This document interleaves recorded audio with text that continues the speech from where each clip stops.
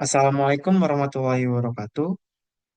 Perkenalkan, nama saya Faisal Tarausan di- dari jurusan Teknik Kimia Universitas Sultan Ageng Tirtayasa.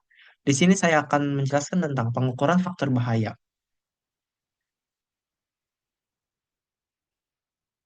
Di sini ada outline. Yang pertama ada konsep dasar bahaya dan risiko dalam ketiga. Yang kedua, identifikasi faktor bahaya di tempat kerja. Yang ketiga, prinsip dasar pengukuran bahaya. Yang keempat, pengukuran bahaya fisik. Yang kelima, pengukuran bahaya kimia. Yang keenam, pengukuran bahaya biologis. Yang ketujuh, pengukuran bahaya ergonomi. Yang kedelapan, pengukuran bahaya psikososial. Yang kesembilan, evaluasi dan interpretasi data pengukuran bahaya. Dan yang terakhir ada dokumentasi, pelaporan, dan rekomendasi tindakan ketiga.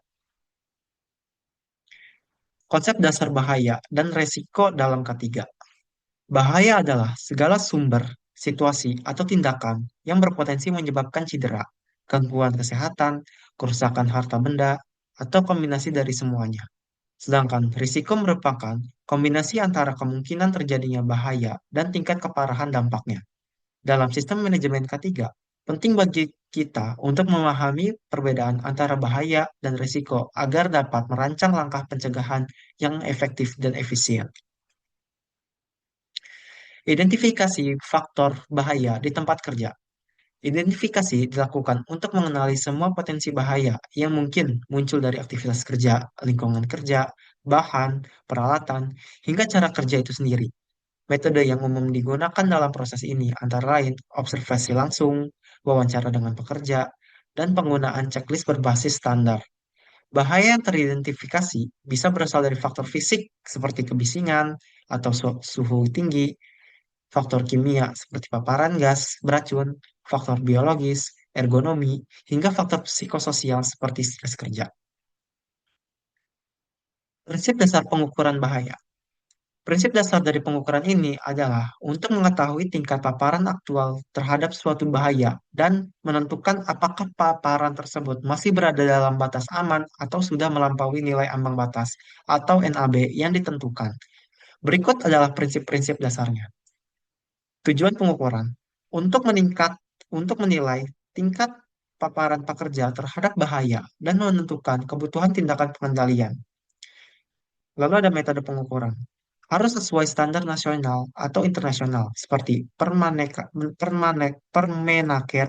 SNI, ACGIH, ISO, dan disesuaikan dengan jenis bahaya. Pengukuran bahaya. Yang pertama adalah pengukuran bahaya fisik. Bahaya fisik mencakup kebisingan, pencahayaan, suhu ekstrim, dan getaran. Contoh alat ukur untuk bahaya fisik adalah sound level meter untuk mengukur intensitas suara, lux meter untuk pencahayaan, serta alat ukur suhu atau termohigrometer untuk memantau suhu dan kelembapan di tempat kerja. Lalu yang kedua ada pengukuran bahaya kimia. Bahaya kimia biasa berupa gas, uap, debu, atau zat cair berbahaya yang digunakan dalam proses produksi. Pengukuran dilakukan dengan gas detektor untuk mendeteksi gas berbahaya di udara atau personal air sampling yang ditempelkan pada pekerja untuk memantau paparan zat kimia selama bekerja. Yang ketiga, bahaya biologis. Bahaya biologis seperti paparan bakteri, virus, jamur, atau mikroorganisme lainnya yang biasanya ditemukan di laboratorium, fasilitas medis, atau area dengan sanitasi buruk. Pengukuran biasanya dilakukan dengan pengambilan sampel udara atau permukaan yang kemudian dianalisis di laboratorium mikrobiologi. Lalu yang keempat, ada pengukuran bahaya ergonomi. Bahaya ini timbul akibat postur kerja yang tidak ergonomis, pengangkatan beban berat, gerakan berulang, atau desain alat kerja yang tidak sesuai. Untuk mengukurnya, digunakan metode analis seperti RULA, REBA, atau perhitungan beban kerja berdasarkan NIOSH Lifting Equation. Analisis ini akan memberikan gambaran tentang tingkat risiko ergonomi pada aktivitas tertentu. Lalu yang kelima ada pengukuran bahaya psikososial. Bahaya psikososial yaitu faktor-faktor yang dapat mempengaruhi kesehatan mental pekerja. Contohnya seperti tekanan kerja yang berlebihan, ketidakjelasan peran, atau konflik di tempat kerja. Pengukuran bahaya psikososial dapat dilakukan melalui survei kuesioner atau wawancara menggunakan alat ukur standar seperti HSE Management Standard Indicator Tool. Lalu ada evaluasi dan interpretasi di pengukuran bahaya. Ev- Data pengukuran bahaya. Evaluasi dan interpretasi data pengukuran bahaya adalah proses untuk memahami, menilai, dan memberikan makna terhadap data hasil pengukuran bahaya di suatu lingkungan kerja atau tempat tertentu. Evaluasi yang pertama, membandingkan hasil pengukuran dengan standar atau NAB yang berlaku. Yang kedua itu menentukan apakah kondisi aman, terkendali, atau berbahaya. Lalu ada interpretasi. Yang pertama itu ada memberikan makna pada data hasil evaluasi. Yang kedua, menjelaskan implikasi terhadap kesehatan dan keselamatan kerja. Yang ketiga, menjadi dasar rekomendasi pengendalian bahaya. Lalu ada tujuan. Yang pertama itu memahami tingkat resiko. Yang kedua, memberikan dasar keputusan manajemen K3. Lalu yang terakhir ada menentukan langkah perbaikan dan pencegahan. Lalu ada dokumentasi, pelaporan, dan rekomendasi tindakan K3. Dokumentasi merekam semua proses dan hasil pengukuran secara rinci sebagai bukti objektif pemaparan sistem K3. Pada dokumentasi terdapat poin penting antara lain. Yang pertama, data yang dikumpulkan dari berbagai jenis pengukuran, fisik, kimia, dan lain-lain harus ditulis secara sistematis. Yang kedua, sertakan informasi seperti waktu, lokasi, alat yang digunakan, kondisi, lingkungan, dan hasil angka. Yang ketiga, dokumentasi harus disimpan dengan baik dan dapat ditelusuri kembali saat audit atau investigasi kecelakaan. Lalu ada manfaatnya. Yang pertama, sebagai bukti kepatuhan terhadap peraturan ketiga. Yang kedua, sebagai acuan dalam evaluasi berkala atau investigasi jika terjadi insiden. Lalu ada pelaporan.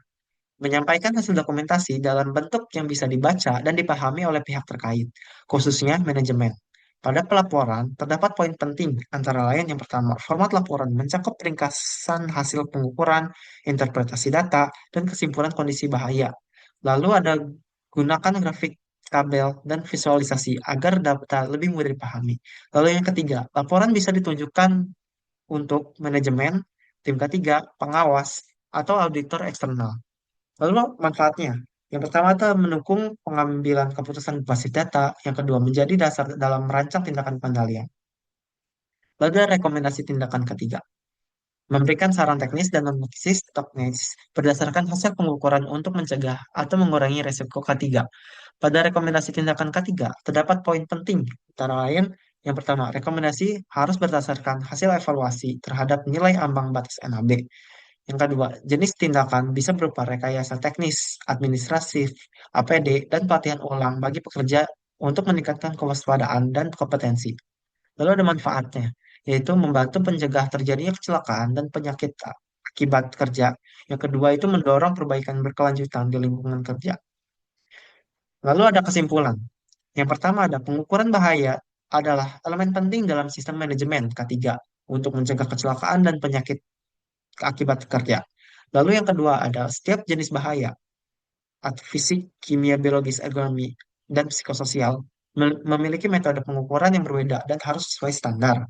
Lalu yang ketiga, pengukuran yang dilakukan secara rutin dan akurat mendorong terciptanya budaya kerja yang sehat, aman, dan berkelanjutan sesuai prinsip ISO 45001. Sekian dari saya. Wassalamualaikum warahmatullahi wabarakatuh.